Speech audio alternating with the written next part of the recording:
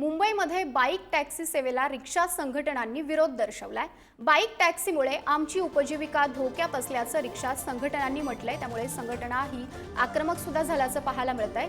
Bike टॅक्सीचा निर्णय रद्द करा अन्यथा आंदोलन करू असा इशारा सुद्धा या संघटनेने दिलेला आहे। मुंबईमधील रिक्षा चालक मालक संघटनांनी सरकारला हा इशारा दिला। राज्य सरकारकडून मुंबईमध्ये बाईक टॅक्सी सेवेला मंजुरी मिळालेली आहे, मात्र मुंबईमधील रिक्षा संघटनांनी हा सरकारला इशारा दिला।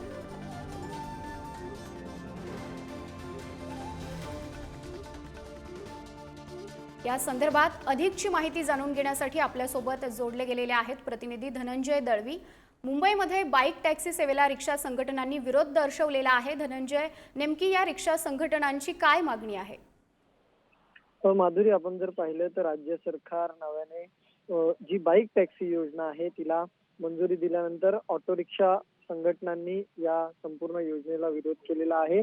या योजनेमुळे खरं तर उपजीविका धोक्यात येईल अशी भीती ही व्यक्त करण्यात आलेली आहे। त्याचबरोबर सुरक्षेच्या दृष्टिकोनातून सुद्धा जे आहे ते विरोध करण्यात आलेला आहे। या सगळ्या संदर्भात जर ही योजना मागे घेतली नाही तर रस्त्यावर उतरून आंदोलन करण्याचा इशारा जो आहे तो या संघटनांनी दिलेला आहे। मात्र सरकारचं एकीकडे म्हणणं आहे की तरुणांना नोकऱ्या यामुळे निर्माण होतील आणि त्यासाठी हा सगळा प्रस्ताव आहे आपल्याच, आणि त्याचबरोबर जवळपास 80% वर मराठी तरुणांना या सगळ्यातून रोजगार देण्याचा मानस जो आहे तो देखील सरकारचा आहे। मात्र या सगळ्या संदर्भात आमच्याशी चर्चा केली नाहीये, संघटनांना कोणतीही माहिती दिली नाहीये, त्यामुळे संघटना आक्रमक आहेत, त्यामुळे आंदोलनाच्या पवित्रामध्ये असलेलं पाहायला मिळते। आपण जर पाहिलं तर एकंदरीत 12 लाख जे आहेत ते ऑटो रिक्षा चालक हे मुंबई महानगर मध्ये आहेत संपूर्णरित्या, आणि त्यांच्यावर जे आहे ते उपासमारीची वेळ ही येऊ शकते जर बाईक टॅक्सीला